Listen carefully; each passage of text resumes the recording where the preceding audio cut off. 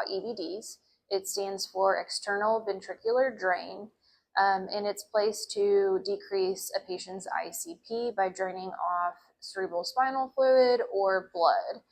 So this is actually a catheter that is placed through the skull, and it goes into the ventricle and drains off the fluid. Ideally, we won't be placing these in the ER. These patients would go up to the ICU for management, but in the event that there are no ICU beds or it's an emergent placement, we might need to place it. It will be in room 9. These patients will never be out on the floor because the management is just not something that we will do down in the ER. It requires one-to-one care. So in the event that we are placing it, it will be in room 9, and in the background, the house manager and the charge nurse should be working to find a bed upstairs so that after placement, you can go to CT because you always get a post-EVD CT, and then you'll go upstairs to the ICU, PACU, whatever. If they decide that they want to put an EVD in, there's a few things you want to think about before. One is your cleanliness or sterility. We're drilling into a patient's skull in room 9, and I think we all know that that is not sterile. So you'll want to wear a mask and a cap and a gown and gloves. The second thing is, since we are drilling into a patient's skull, we want to give antibiotics.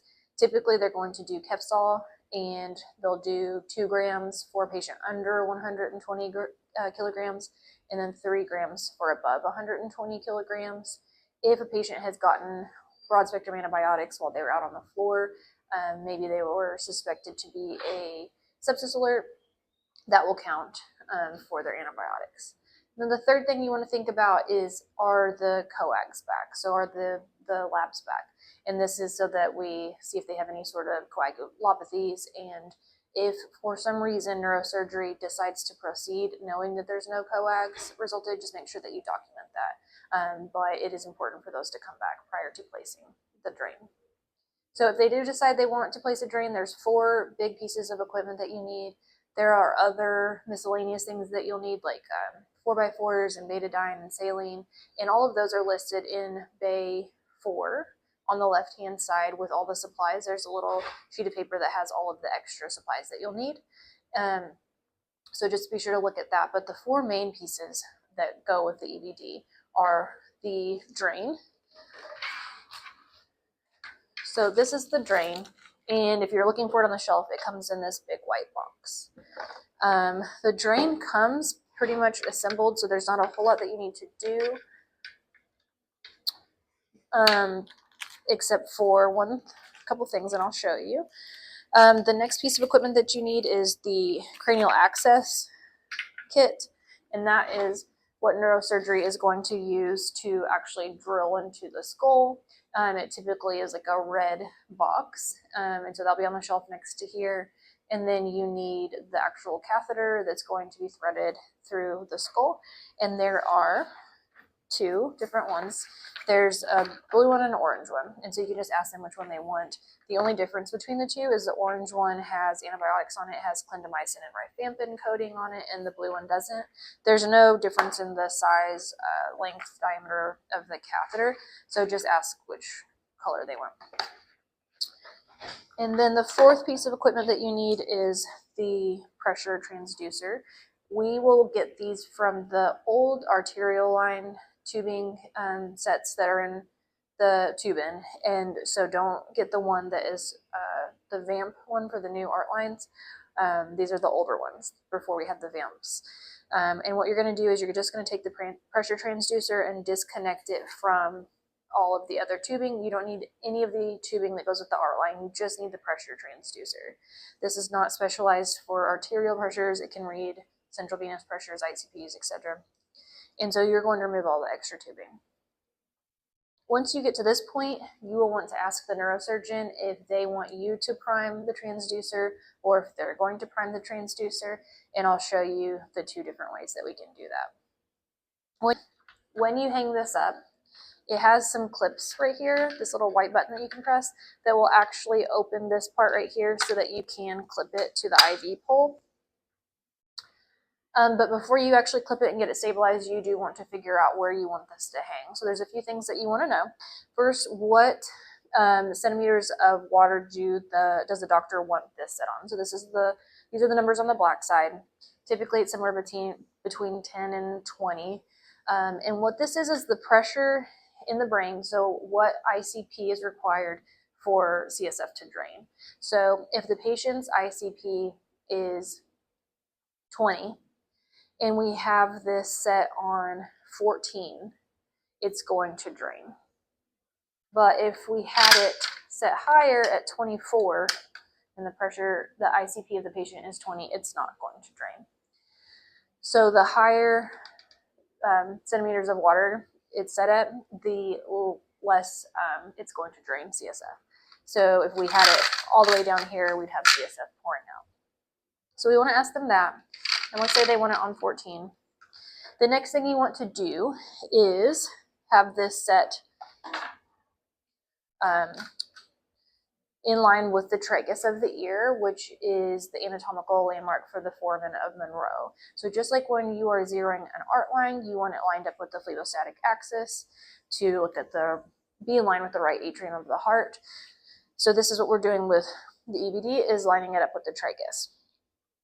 And before we do that, I'm going to show you how to prime your transducer, because that needs to be connected. If the neurosurgeon does want you to prime this, you just remove this cap. And remember, you're going to have gloves, cap, gown on. And you will connect the flesh, pull the pigtail, and push. And now this is primed. This whole set, this and this has to be primed. It can't be dry. And so if they do want you to do this part, you will prime the transducer with the flesh and then connect it where the red cap is. So you'll remove this red cap and then just screw the transducer on right there.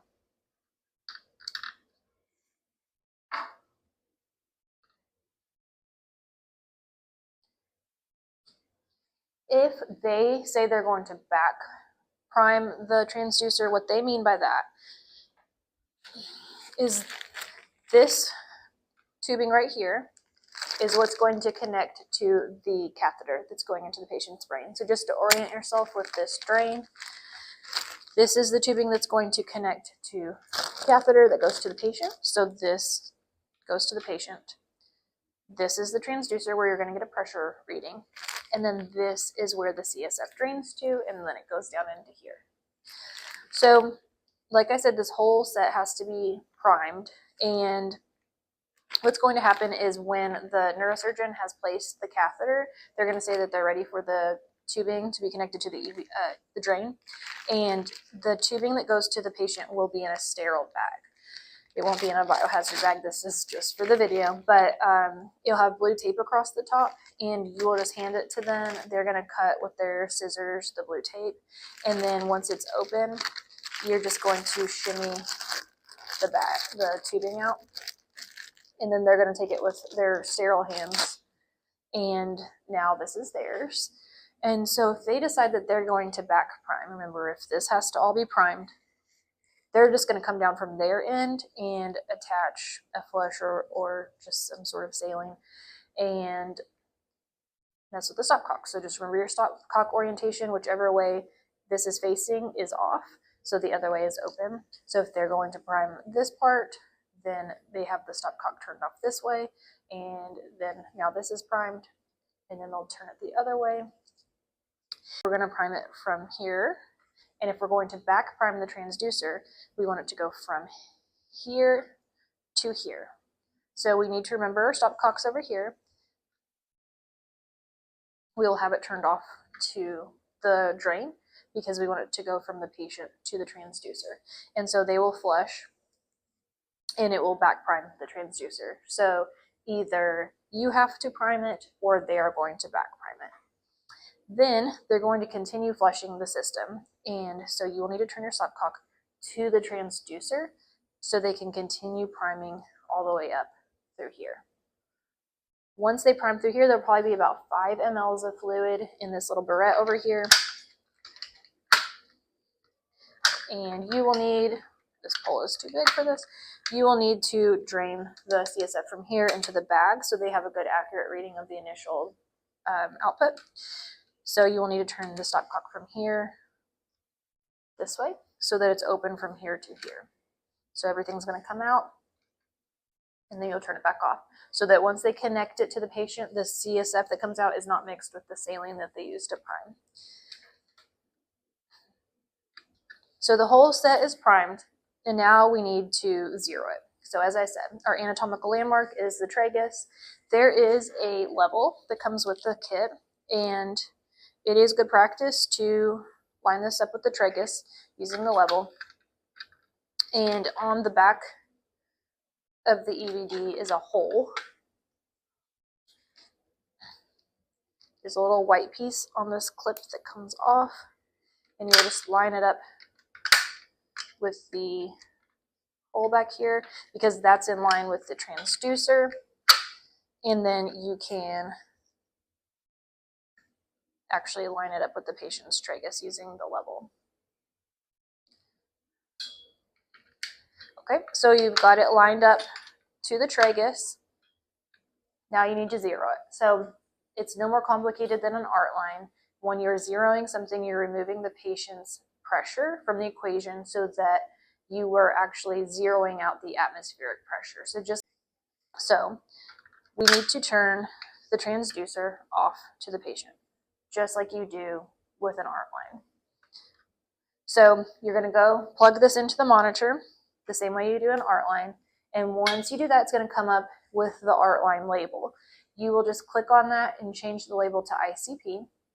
And then the process is the exact same. You make sure this is lined up with the tragus. You hit 0, or you're going to turn it off to the patient, hit 0, remove your cap, let it beep twice, and then put the cap back on and open it back up. And now you can get a reading so long as you have the stopcock correct. If you are getting a reading, it's the same thing as when they were priming the transducer. You want to get a pressure from the patient to the transducer. So you will turn this stopcock up so that it's not draining. It's coming from the patient to the transducer. So this stopcock here, you don't really have to mess with it unless you're zeroing it. When you're zeroing it, you're going to turn it off. Other than that, that's the only time you need to mess with the transducer stopcock. The rest of the time, you're just going to be messing with this one. So to get a pressure, this stopcock is up. That way the CSF is coming up this way and then touching the transducer to get a pressure. The EVD cannot read pressures and drain at the same time. So if you're draining the CSF, you want this turned off to the transducer so that the fluid goes up to the drain. If you are traveling with the patient, you need to remember to turn off to the patient so that you don't have big spikes. When you have a big spike in ICP from maybe rolling or moving the patient or suctioning them, they don't have a big outpouring of CSF. So you just turn the stopcock to the patient, and now it's off to the patient. So when you're finished putting it in and you're traveling to CT, you definitely want to have this in the off position. In the ICU, they will typically have pressure readings every hour, and so they'll be continuously draining, and then about every hour they'll check an ICP because you can't do both at the same time, right? So they'll have it turned off like this to the transducer, have it draining, and then every hour or so they'll turn it off to the drain, and they're going to get a pressure reading from the patient. Now, in the unlikely event that you need to change out the bag while you're down here in the ER, it's pretty simple. You want to use aseptic technique as sterile as possible, and you're just going to untwist the bag here and then remove it from the clips that are used to stabilize the weight, and then just get a new one. These are stocked with all the other EVD supplies, and you will just screw it back on and put these little clips in.